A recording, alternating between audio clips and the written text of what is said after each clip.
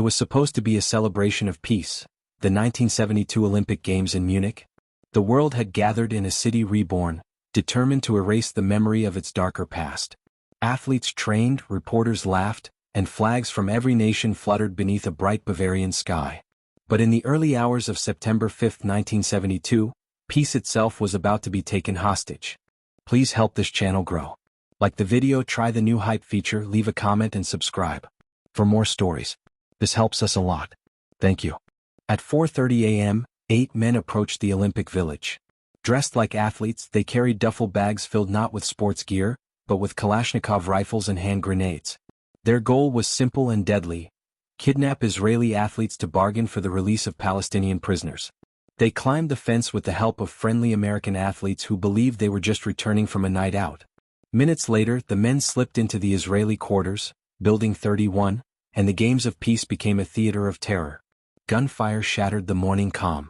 Coach Moshe Weinberg and weightlifter Yosef Romano were killed resisting the attackers. 9 others were taken alive, bound at gunpoint. By dawn, the world was watching. Television networks broadcast the standoff live. Reporters described masked men on a balcony, a single silhouette that would become an icon of terror. The attackers identified themselves as members of Black September, a Palestinian faction of Fatah. They demanded the release of 234 prisoners from Israeli jails and 2 from German custody. Israel refused. Germany negotiated. And the clock ticked. As night fell, the hostages and their captors were moved to Fürstenfeldbruck Air Base. German authorities believed they could stage a rescue. But poor planning, lack of communication, and no night vision equipment turned hope into. The gunfire lasted minutes. The agony lasted forever. When it was over, 11 Israeli athletes lay dead. Every one of them.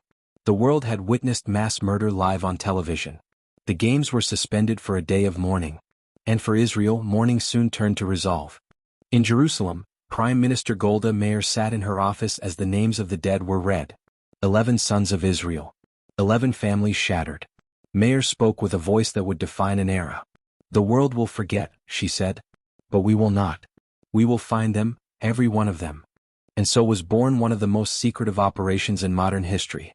Operation Wrath of God. Inside a secure room at Mossad headquarters, Director Zvi Zamir addressed his top agents. His instructions were precise and cold. Track down the men of Black September. Eliminate them wherever they are found. No trials. No publicity. A hand-picked team was formed under the covert Caesarea unit. Masters of languages, disguises, and forgeries. Among them, a field operative known as Avner Kaufman, a fictional composite of real agents whose identities remain classified.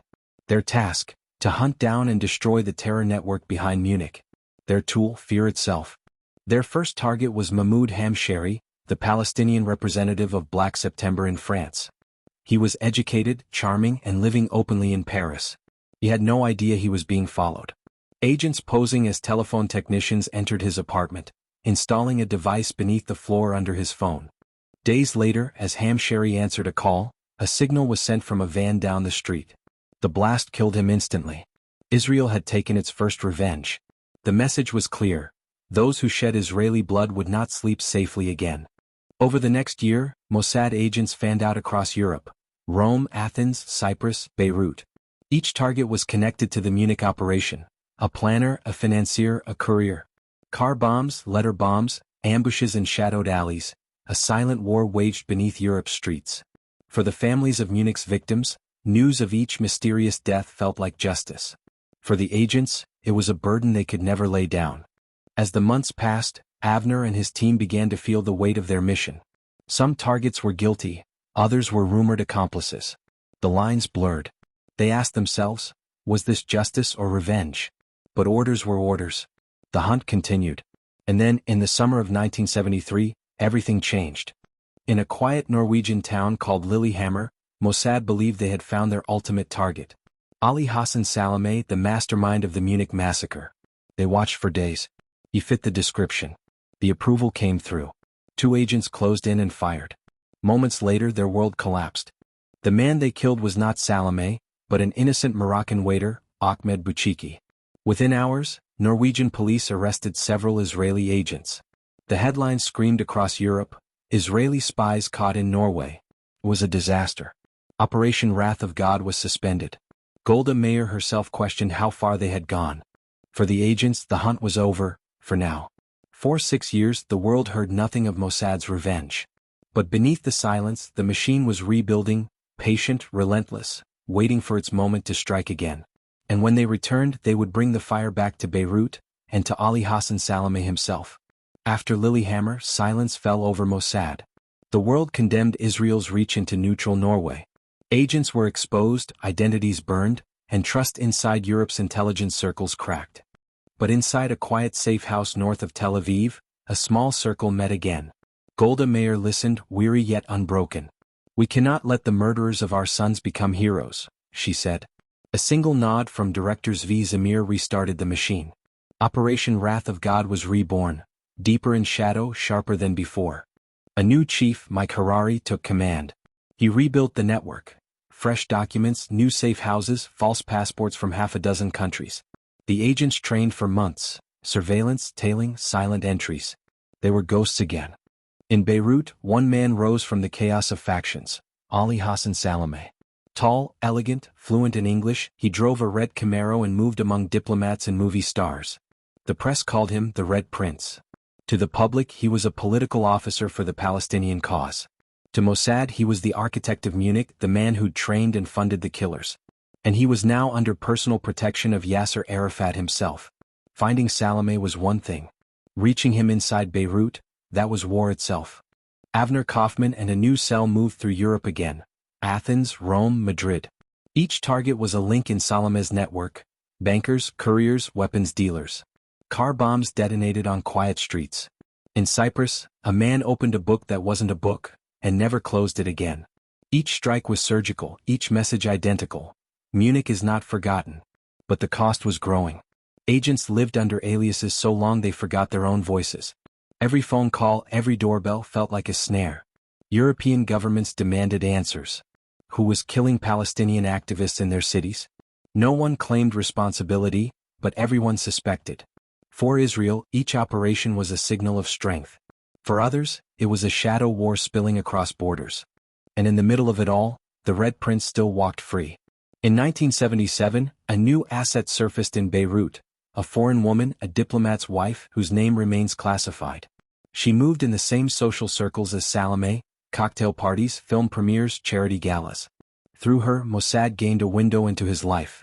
His routine, his routes, his security. He jogged every morning at 7, drove his red Camaro through Hammer Street, and met CIA contacts in plain sight. He felt untouchable, and that was his mistake. Late 1978. After years of watching, the kill order was signed. The team was small, precise, and invisible. They entered Beirut with false British passports and set up a base inside a rented apartment overlooking Salameh's route. They wired a Volkswagen with explosives beneath its seat, a command trigger set to a radio signal. Then they waited. 1 day. 2. A week. Each sunrise meant a new risk of discovery. January 22, 1979.